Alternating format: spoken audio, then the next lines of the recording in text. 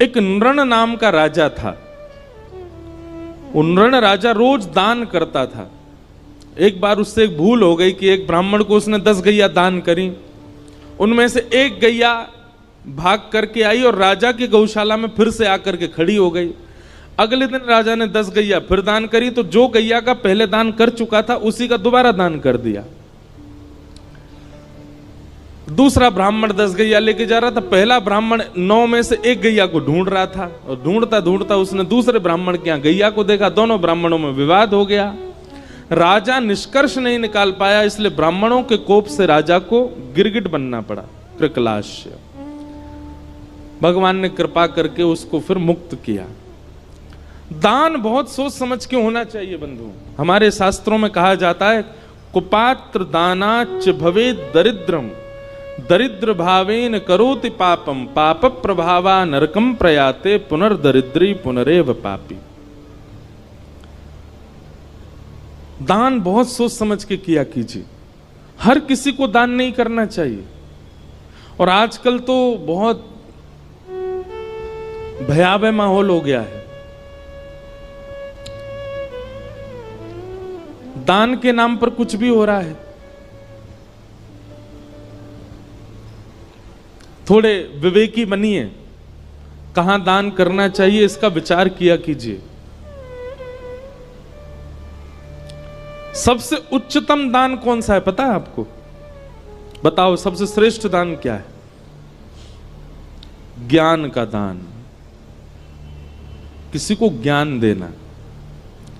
ज्ञान देना मतलब ऐसा नहीं कि वो, कई लोग तो मजाक में बोलते हैं ये तो ज्ञान ही बांटता रहता है, ऐसे नहीं। ज्ञान का दान मतलब किसी भटके हुए को कुछ समझा करके उसके भटकाव को रोकना, ये बहुत बड़ा दान माना जाता है। आपने उसको ज्ञान दिया, आपने उसको बचाया, आपने उसको कुछ समझाया। और ये बात हम नहीं कह रहे हैं, गोपियां कहती हैं गोपी गीत में, तब कथामृतम तप्त जीवनम, कवि भीरीडितम कल्मषापहम, श्रवणमंगलम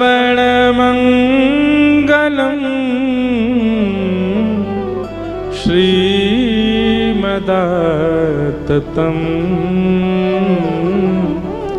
भुवि गृह्णन्ति ते भूरिदा जनाः। गोपियां कहती हैं इस संसार में सबसे बड़ा दानी यदि कोई है तो देखो, हम अपनी प्रशंसा नहीं कर रहे हैं, पर आपको जानकर के आश्चर्य होगा कि संपूर्ण श्रीमद् भागवत में वक्ताओं की प्रशंसा केवल एक ही बार की गई है, और वो भी ब्रज की गोपियों ने की है। वक्ताओं की प्रशंसा नहीं है। सब जगह श्रोताओं की महिमा, श्रोताओं की प्रशंसा, श्रोताओं का यश। वक्ताओं की केवल एक जगह प्रशंसा है, और वो है गोपी गीत में। और इतना ही नहीं, गोपी गीत में गोपियां प्रशंसा करती हैं और फिर अगला गीत गाया भ्रमर गीत, उसमें फिर गालियां भी देती हैं वक्ताओं को। गोपियां कहती हैं त्रिलोकीनाथ को शब्द की पुड़िया में बांध करके सबको दान कर देते हैं ये वक्ता, सबसे बड़े दानी है। ब्रह्मांड नायक को शब्दों में बांध करके सबको दे देते हैं। बिना वैकुंठ के, बिना वृंदावन के, बिना अयोध्या के, बिना सरयू तट के, बिना यमुना तट के श्री कृष्ण का साक्षात्कार करा देते हैं वक्ता, सबसे बड़े दानी। गोपियां कहती सबसे बड़ा दान क्या है? आप कथा सुनते हैं, कथा सुनने के बाद जब जाएं तो जो कथा में नहीं आए उनको जाकर के सुना दो कि आज हम क्या सुन के आए या हमने क्या प्राप्त किया। लेकिन एक बात याद रखिएगा, शास्त्रों में 10 नामापराध बताए गए, अपराध जो भक्तों को नहीं करने चाहिए। उनमें से एक अपराध पता है क्या है? जो व्यक्ति ठाकुर जी के यश को नहीं समझ पाता उसके सामने यश सुनाना।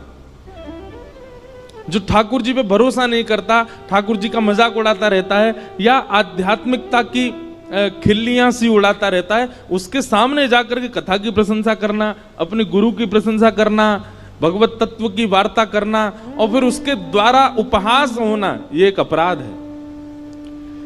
इसलिए पहले योग्यता पहचान लीजिए, सामने वाला योग्य हो तो ही सुनाओ।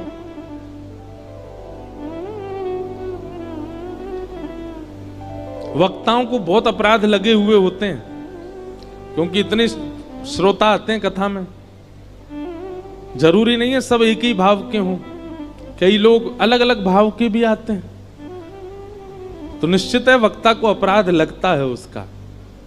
इसीलिए कई बातें मंच से नहीं कही जाती, स्थान देख करके, श्रोता देख करके, समय देख करके फिर सुनाया जाता है।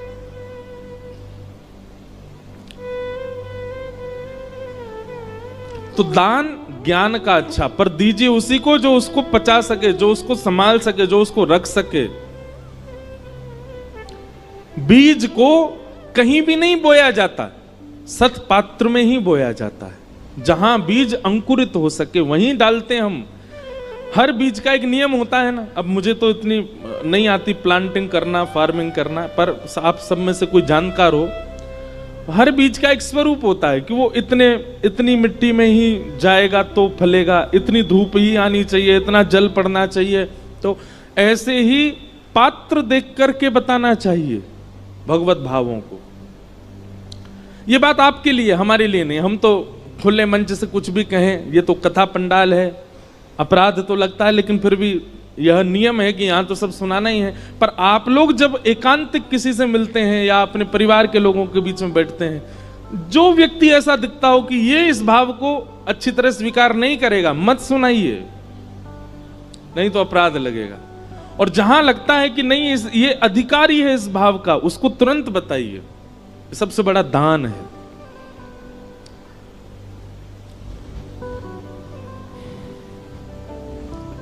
तो दान श्रेष्ठ कौन सा? ज्ञान का। अच्छा, ज्ञान का दान भी श्रेष्ठ क्यों है?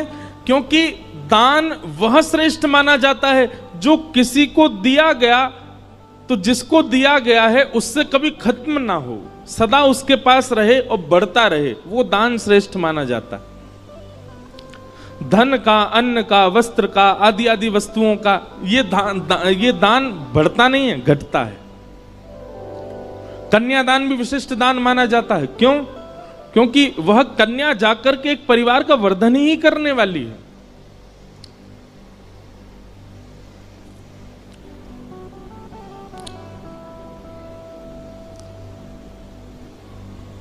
तो इस प्रकार राजा नृण की कथा बताई गई। फिर आगे प्रसंग आता है कि श्री नारद जी महाराज भगवान की गृहचर्या देखने गए कि भगवान अपने गृहस्थाश्रम में कैसे रहते हैं। तभी नारद जी ने जाकर के क्या देखा कि ठाकुर जी 16,100 राजकुमारियों के साथ एक ही समय पर अलग अलग रूप में, अलग अलग भवनों में विलास कर रहे हैं, एक ही साथ। यह दर्शन करके नारद जी महाराज अत्यंत प्रसन्न हुए। तत्पश्चात भगवान की नित्यचर्या बताई गई। ठाकुर जी की दिनचर्या कैसी है? सुबह भगवान ब्रह्म मुहूर्त में उठ जाते हैं। अच्छा, एक बात सुनो, हमारा तो सिस्टम डामाडोल हो चुका है। अब कथाएं करते करते और भाग दौड़ में हमारा कोई नियम नहीं रह गया। अब सब उल्टे सीधे हो गए हैं। पर आप लोग संभालो।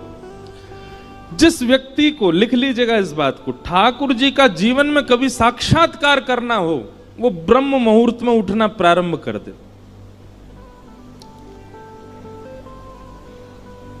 सूर्य उदय से पहले रात्रि जा रही है, उस काल में उठ करके और अपना प्राणायाम आदि, स्नान आदि करके और ध्यान निश्चित करे भगवान का। और यदि वो धाम निवासी है, लाइव में भी जो वृंदावन के लोग सुन रहे हैं कथा, प्रातःकाल ब्रह्म मुहूर्त में उठ करके स्नान करके चले जाओ, यमुना जी के तट पर जाकर के परिक्रमा करो। हमको बिहारी जी के गोस्वामी जी एक हैं हमारे बड़े,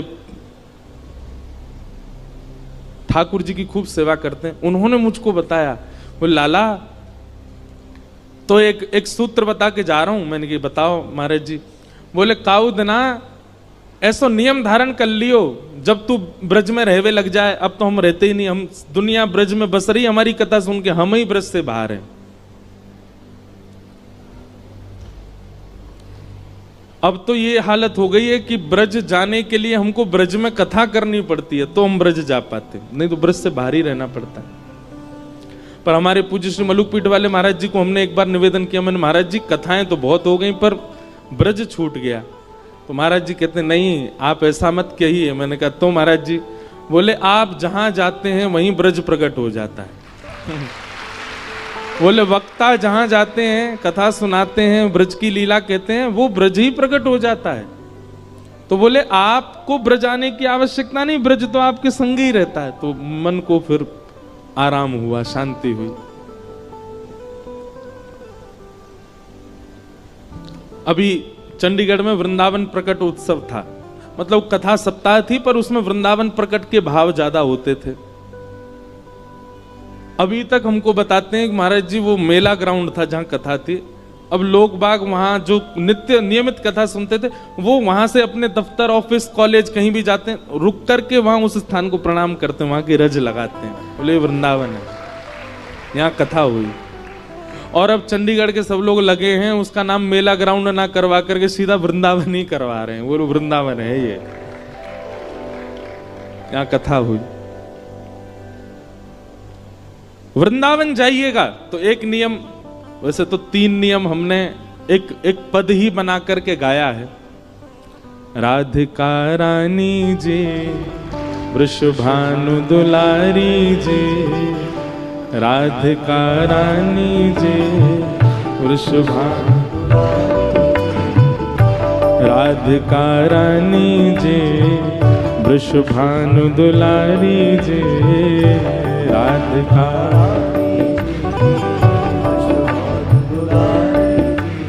हो सुन लो अरज हमारी हमारी, रहूं ब्रज रज को उपास उपास, ब्रज रज को उपास,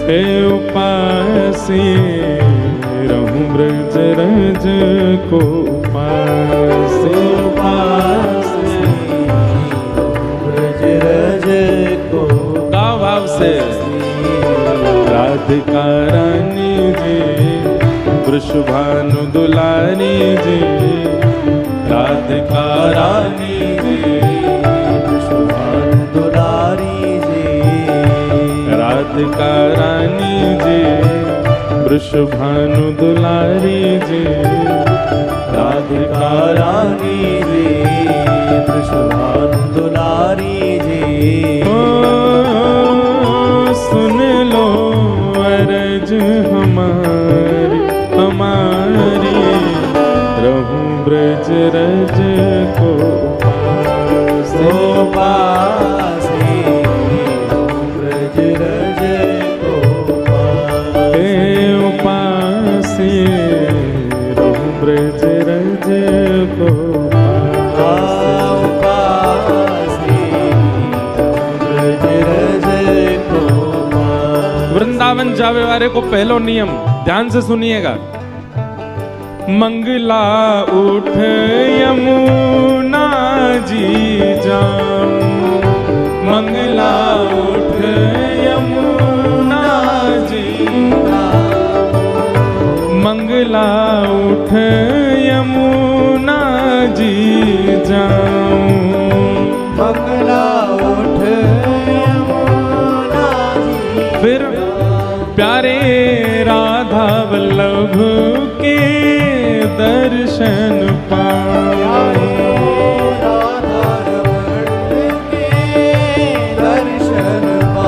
प्यारे राधा वल्लभ के दर्शन पाऊं, प्यारे राधा रमण के दर्शन पाऊं। वृंदावन जाइएगा, चाहे जितने लेट सोए हैं रात को, ब्रह्म मुहूर्त में उठ जाओ।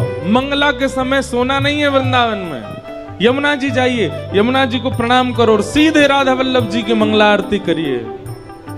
राधा वल्लभ के दर्शन पाऊं, राधा वल्लभ के दर्शन पाऊं। कृपा अभिलाषी जी राधा रानी जी, कृपा अभिलाषी जी श्री राधा रानी जी।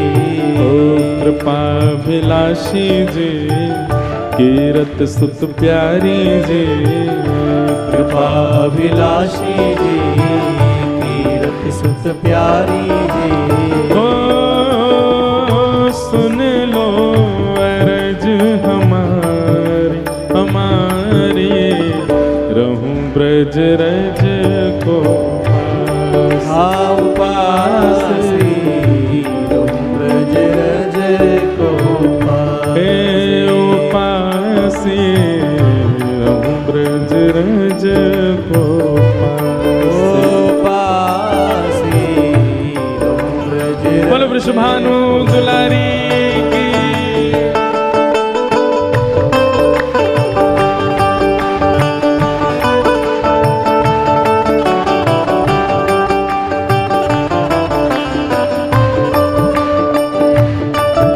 वृंदावन धाम की, राधा रमण लाल की।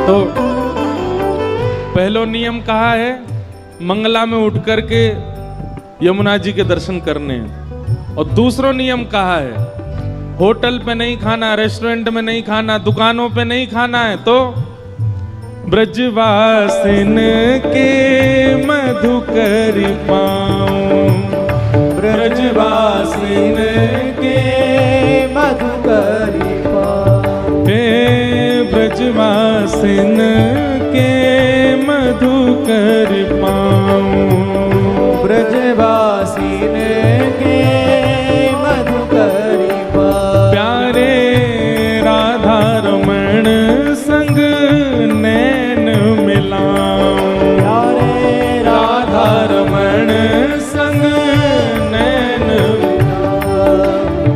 ये उपाय कृपा करके एक बार करिएगा। बहुत बालक करते हैं, हम हर कथा में कहते हैं, सब जाके वृंदावन में ये करते हैं, पर एक भूल करते हैं। क्या? हमारे घर से ही मधुकरी मांगते हैं। हमारी मैया बड़ी परेशान, रोज के 200-300 बालक आते हैं, बोलो मधुकरी दो। इसमें एक नियम और सुनो, मधुकरी उस ब्रजवासी के यहां से पानी है जो आपका परिचय का नहीं है। परिचित के यहां मांगने में क्या है, वो तो थाली में लगा के दे देगा आपको। अपरिचित के यहां जाओ, डोर बेल बजाओ, गेट खटखटा दो, भीतर से ब्रजवासी निकल के आए, कहा है भैया कहां से आए हो? भोपाल से आए हैं। क्या बात है? आपके घर में जो कुछ भी बना हो थोड़ा सा हमको दे दीजिए, मधुकरी दीजिए। आप कहोगे ये कैसे संभव है, हमारी कोई इमेज नहीं है, हम किसी के घर जाके मांगेंगे? अरे भैया, ये वृंदावन है, ये भोपाल नहीं है, ये इंदौर नहीं है, ये मध्य प्रदेश नहीं है, ये वृंदावन है जहां ठाकुर जी स्वयं चोरी करके पाते हैं। हम तो मांग के पा रहे हैं। ठाकुर जी तो खिड़की से घुस घुस के चोरी करके खा जाए ब्रजवासी के। और एक बात सुनिए, हिमालय की तपस्या का फल, हरिद्वार के यज्ञ का फल, प्रयागराज के स्नान का फल हमारे वृंदावन के ब्रजवासी के मधुकरी के समान है। आप मधुकरी पाओ, और मधुकरी पाने के बाद ब्रजरज लगा के यमुना तट पर जाके नेत्र बंद करके बैठना, आपको एक क्षण के लिए शामा शाम दिखेंगे, निश्चित दिखेंगे। ब्रजवासिन के मधुकर पाऊं, ब्रजवासिन के मधुकर पाऊं। ब्रजवासिन के मधुकर पाऊं।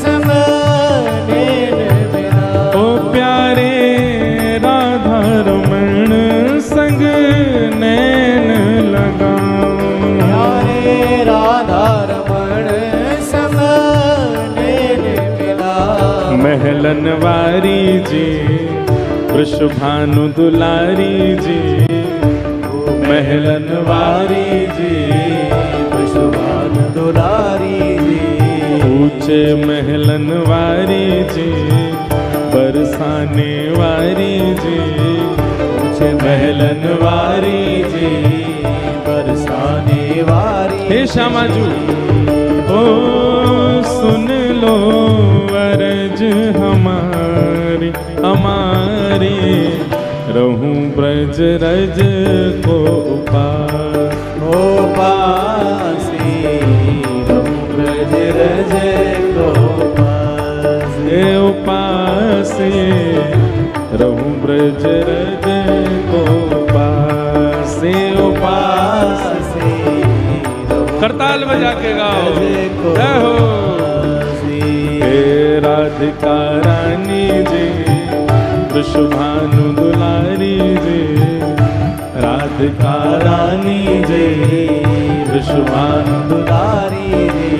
ओ सुन लो अर्ज हमारी हमारी, रहूं ब्रज रज को उपास।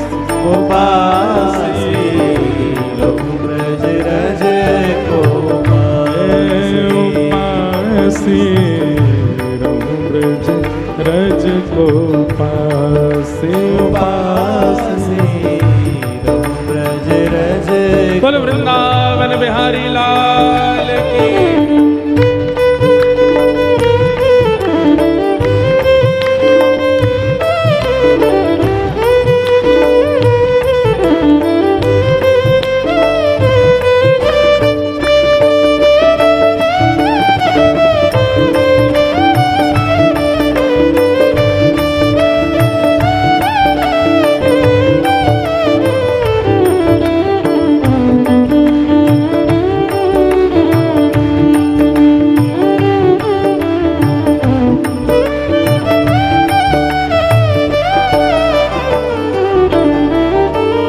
पहलो नियम मंगला में उठवे को, दूसरो नियम ब्रजवासीन के घर की मधुकरी पावे को, और तीसरो नियम रसिक जनन की सेवा पाऊं।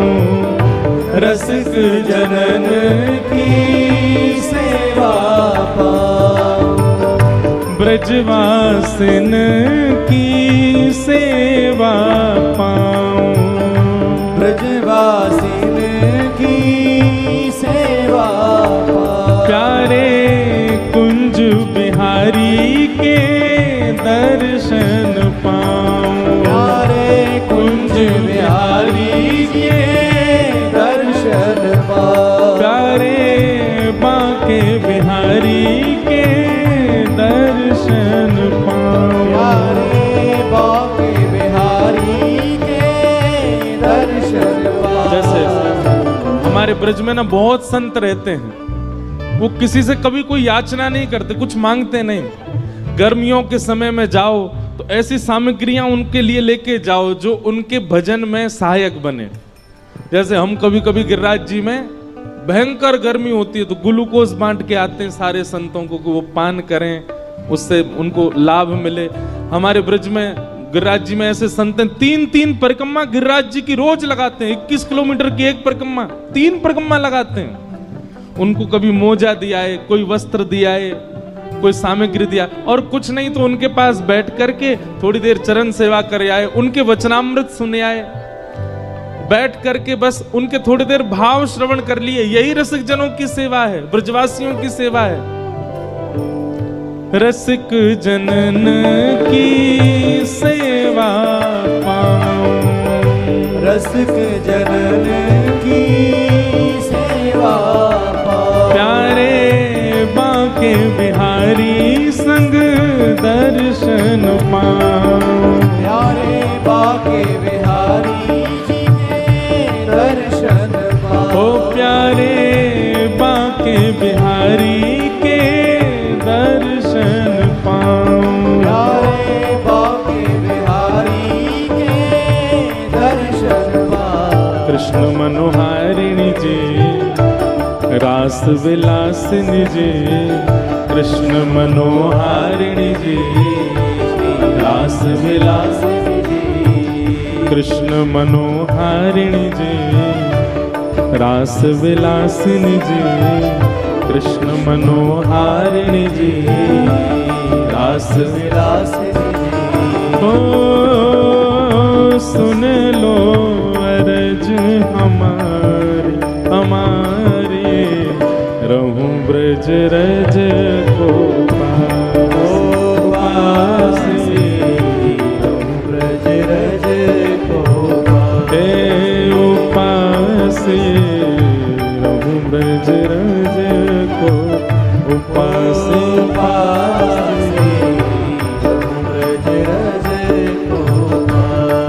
और अंतिम भाव में जो भी भाव लिख पाते हैं ना, तो भाव ऐसा आता है, हमारे गिरधर लाल जी लिखवा रहे हैं। तो अंतिम भाव में श्री गिरधर लाल जी की एक भावना का दर्शन है।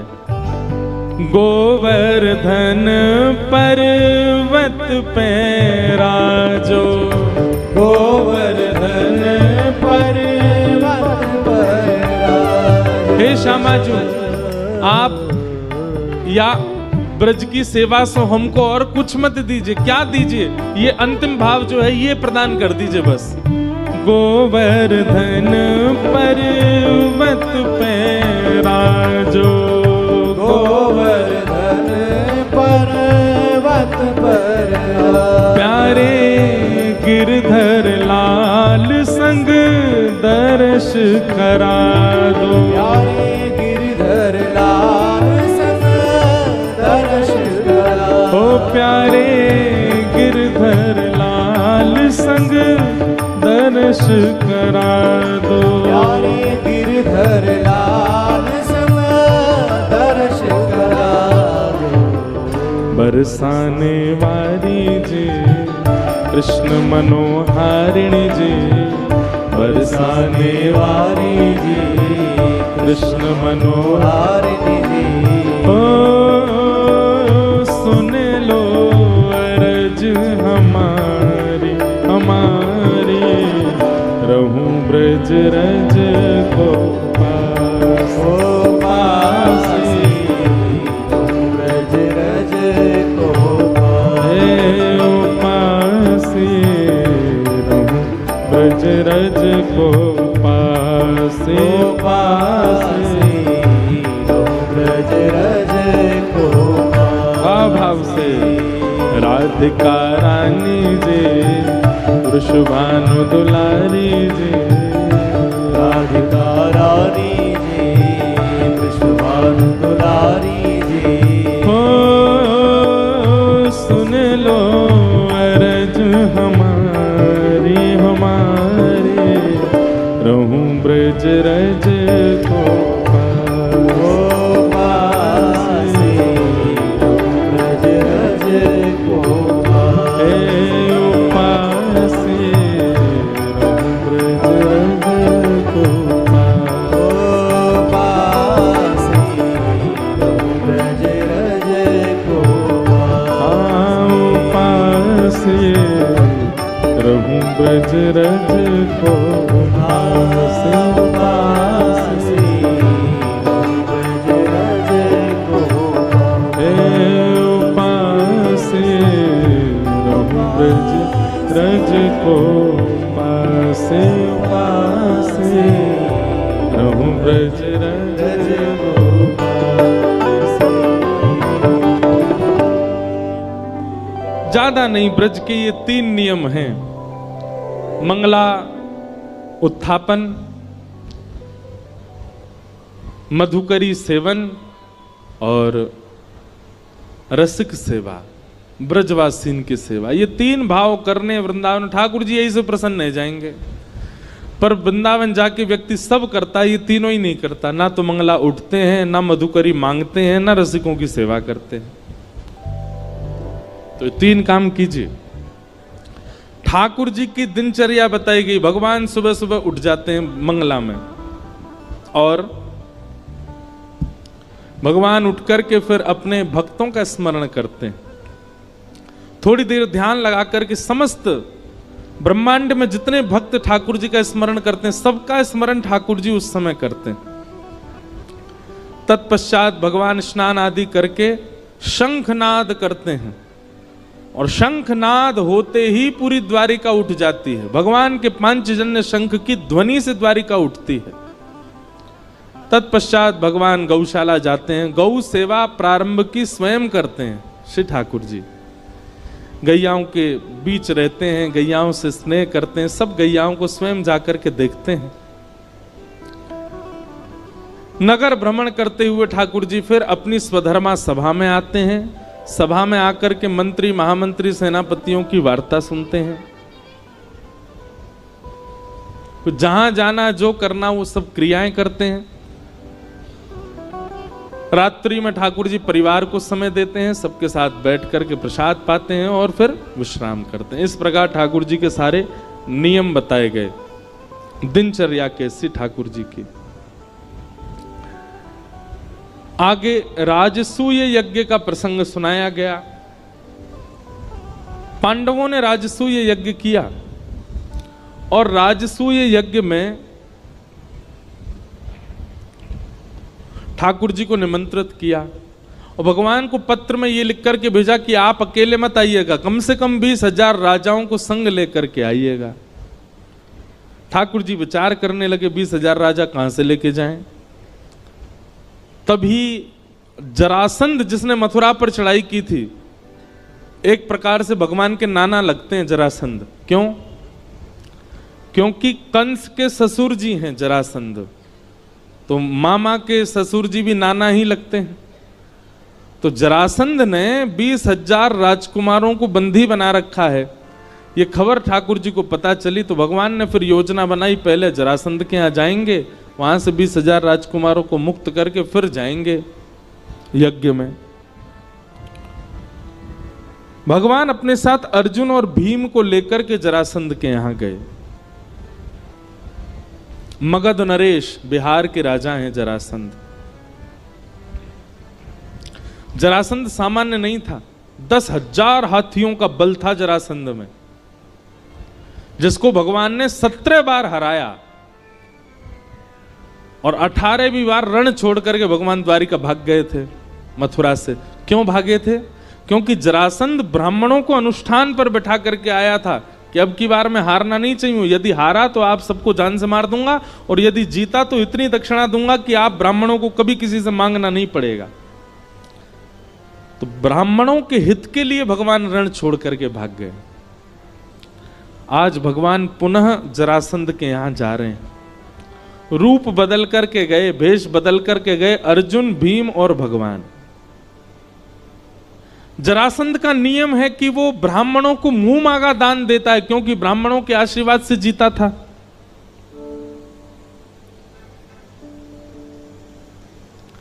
भगवान ब्राह्मण का रूप धारण करके गए।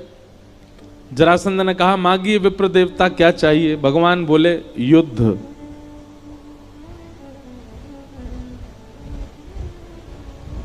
जरासंध बोला, मोल महाराज क्षमा कीजिएगा, ब्राह्मण दुनिया की कोई भी वस्तु मांग सकता, युद्ध नहीं मांग सकता। और यदि ब्राह्मण युद्ध मांग रहा है तो इसका मतलब वो ब्राह्मण नहीं है। निश्चित ही वंश में कहीं दिक्कत तो है, ब्राह्मण का युद्ध में रुचि नहीं होती।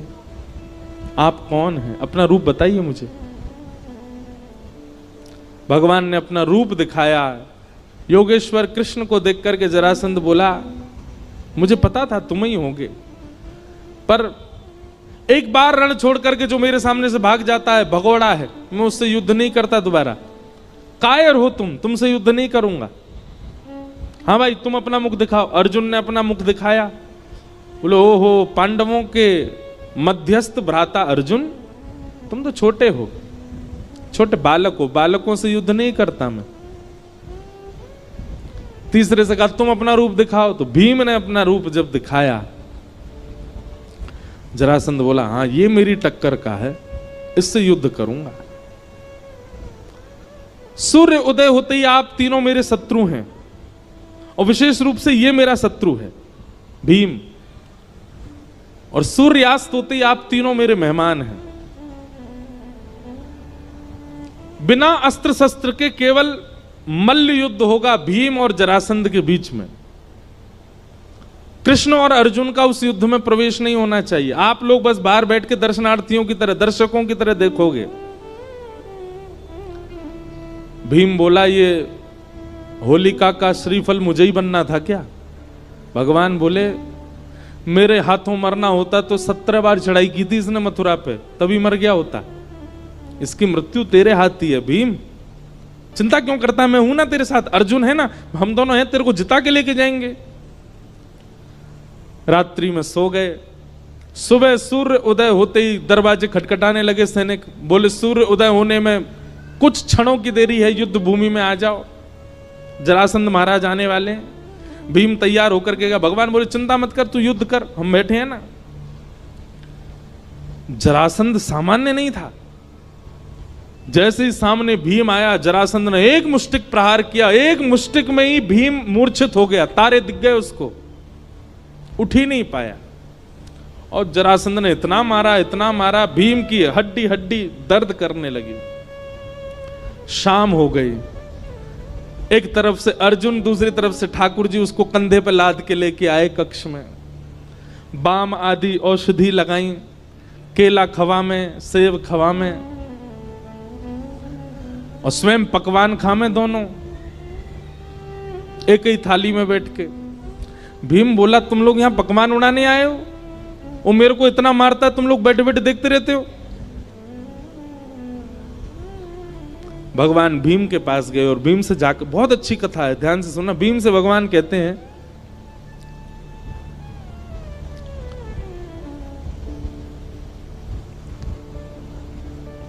भीम तुम युद्ध करने जाते हो, एक बार भी मेरी ओर नहीं देखते, एक बार तो देखा करो। क्या पता मैं कुछ संकेत बता दूं? अब मेरा तो युद्ध भूमि में प्रवेश नहीं है ना, मैं तो बाहर ही बैठूंगा, मेरी ओर देखा तो करो कभी कभी।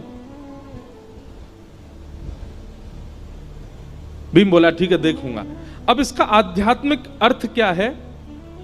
जरासंध है मैं और आप सब जीवात्मा, भीम है मैं और आप सब जीवात्मा, और जरासंध है हमारे कर्म। हम सूर्य उदय होते ही अपने कर्मों से युद्ध प्रारंभ कर देते हैं। हम सबका युद्ध चालू हो जाता है सूर्य उदय होते ही। रात्रि में हम सब लोग विश्राम में रहते हैं, पर हम जैसे लोगों के रात में भी चलते रहते हैं युद्ध। पर एक सामान्य रूप से रात्रि में सब विश्राम में जाते हैं। रात्रि कोई किसी को तंग नहीं करता। कोई कार्य बिगड़ भी जाता है तो हम लोग कहते हैं अभी सो जाओ, सुबह देखते हैं उठ के। हमारा युद्ध ही सूर्योदय के साथ प्रारंभ हो जाता है, संसार के साथ। भगवान कहते हैं इस बीच में कभी कभी मेरी ओर देख लिया करो, मेरी ओर दृष्टि डाल लिया करो। भोपाल में 365 दिन रहिए, लेकिन 7 दिन के लिए यदि कोई ब्रजवासी कथा सुनाने आया है तो आके सुन लिया कीजिए, कोई बुराई नहीं है। समझ में 10 कोई आई है, ताली सबने बजाई है। अब क्या फायदा, अब तो कथा पूरी होने वाली है। अब तो प्रतीक्षा करो, 2 साल बाद आएंगे अब भोपाल, पर उससे पहले हम आसपास तो आएंगे। इंदौर आएंगे, सागर आएंगे, और कहां आएंगे, नर्मदा यात्रा पे भी आएंगे। तो अभी तो 2 साल में तो बहुत कुछ होगा, पर 2 साल बाद जब भोपाल आएंगे तब छुट्टी ले लेना, पहले ही बता देना अपना, जहां भी आप काम करते हो, जहां भी आप लोगों का कार्य है या स्कूल कॉलेज जो भी है, सब जगह बता देना हमको टाइफाइड हो गया है, 7 दिन नहीं आ पाएंगे। ज्यादा नहीं, 7 दिन मांग रहे हैं, 7 दिन तो पूरी कथा को दिया कीजिए। ये बहुत आवश्यक होता है जीवन के लिए। आप सब लोग युद्ध कर रहे हैं अपने कर्मों से। अभी बस ये 1 घंटा बाद आप सबका युद्ध शुरू हो जाएगा, फिर लड़ोगे। 7 दिन जब तक कथा चल रही थी तब तक ये लग रहा था कि थोड़े युद्ध थमे हुए हैं, थोड़ा हमारे जीवन के युद्ध जो हैं, जो इतने ज्यादा आक्रमण भीष्म पितामह की तरह बाणों की सैया पर लेटे रहते हैं हम लोग, लेकिन 7 दिन के लिए थोड़ी राहत लगती है। अभी फिर शुरू हो जाएगा 4-5 बजे से आप सबका वही संसार का सब क्रम। इसलिए जब कभी भी कथा हो, हमारी नहीं किसी की भी हो भोपाल में, अगर अच्छे वक्ता हैं जिनके वचनामृत से कुछ परिवर्तन। अच्छा एक बात और सुनिए, वक्ता के वचन सुनकर के वक्ता नहीं ठाकुर जी प्रिय लगने चाहिए, ऐसी कथाएं सुना करो। हम इस बात पर आपको बार बार टोकेंगे। बिचौलिया से लड़का का गुण सुनो तो लड़का प्रिय लगना चाहिए, बिचौलिया नहीं। पता चली लड़की बिचौलिया के संगी चली गई, वो सुनाने तो आया था कि वो लड़का ऐसा है, उसके काम ऐसे हैं, गुण ऐसे हैं। वो लड़का छोड़ो, तुम ही बढ़िया हो, तो दिक्कत हो जाएगी। वक्ता बिचौलिया होता है, उसके प्रति आदर हो, उसके प्रति सम्मान हो, उसके प्रति श्रद्धा हो, उसके प्रति पूजनीय भाव हो, पर प्रीति तो उसकी वाणी से ठाकुर जी से ही होनी चाहिए, उससे नहीं। कई लोगों की वाणी ऐसी होती है कि उनसे प्रीति हो जाती है, नहीं, गलत है।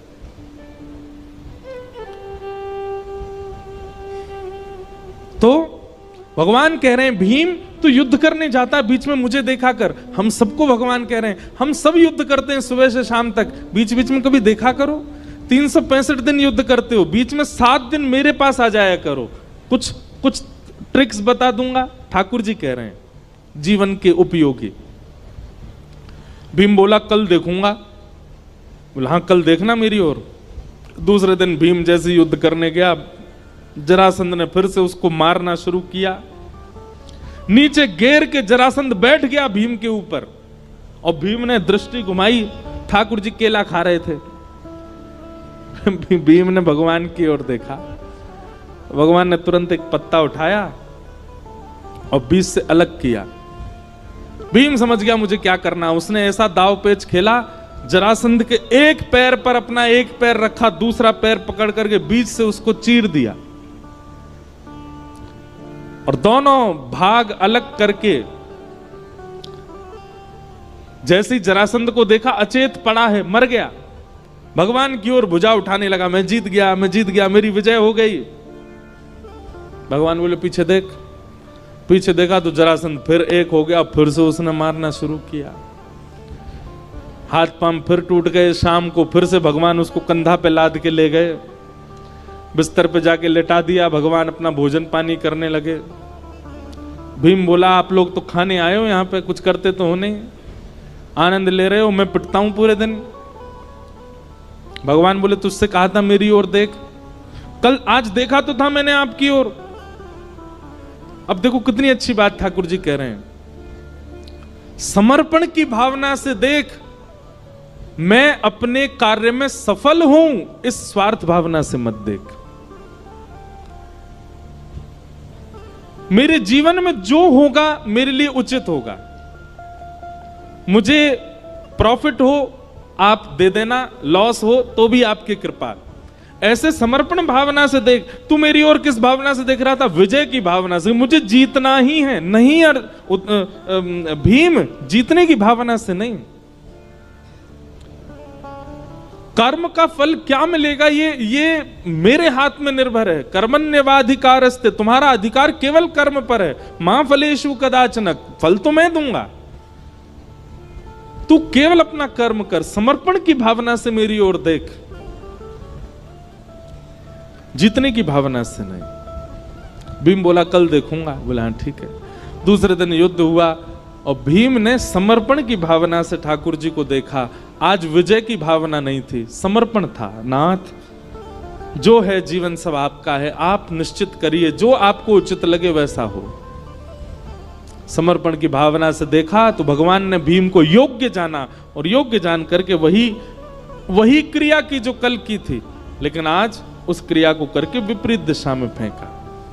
ठाकुर जी ने एक युक्ति और देखो, समर्पण की भावना से जब आप ठाकुर जी को देखते हैं और विजय की भावना से जब आप ठाकुर जी को, दोनों में अंतर क्या है? विजय की भावना में आप धैर्यवंत नहीं होते, विजय विजय विजय विजय विजय यही दिखता रहता है आपको। लेकिन जब आप समर्पण की भावना से देखते हैं तो आपका चित्त शांत होता है, आपका चित्त धैर्यवंत होता है। और धैर्यवंत होकर के जब आप जाते हैं तो ठाकुर जी शायद कुछ और युक्ति देना चाह रहे हैं, वो आप ग्रहण कर पाते हो।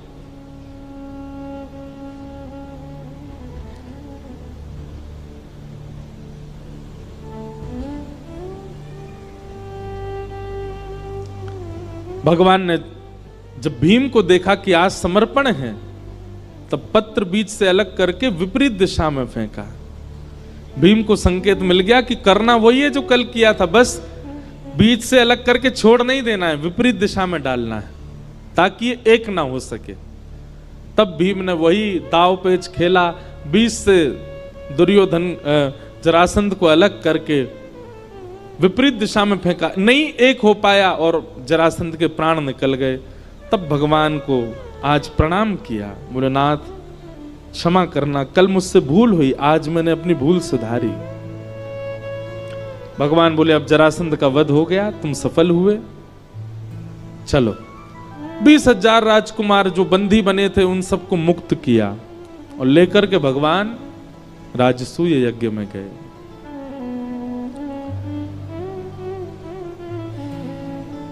राजसूय यज्ञ में जाकर के 20,000 राजकुमारों को प्रस्तुत किया, सबको अलग अलग सेवा प्रदान की गई।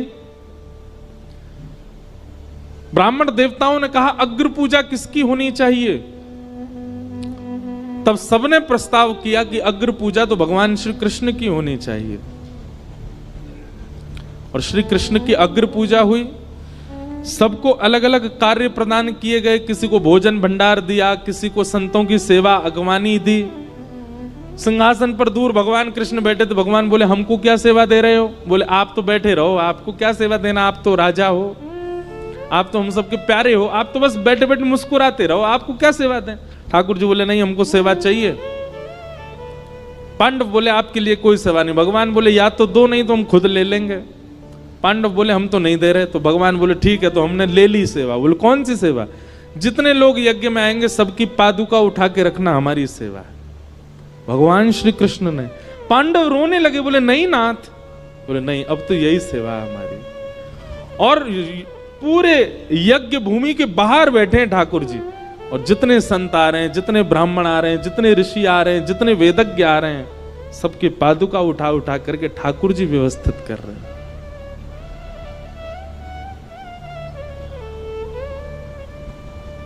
बंधुओं, भगवान श्री कृष्ण के आप भक्त हो तो कुछ कुछ लक्षण ठाकुर जी जैसे भीतर आने चाहिए। और ठाकुर जी का कोई लक्षण आए चाहे ना आवे, एक लक्षण तो आना चाहिए, क्या? दीनता। ठाकुर जी बहुत दीन है। नीचे बैठने में, झुकने में, दीन बनने में ठाकुर जी को बिल्कुल संकोच नहीं होता, नेक में ही हो जाते हैं।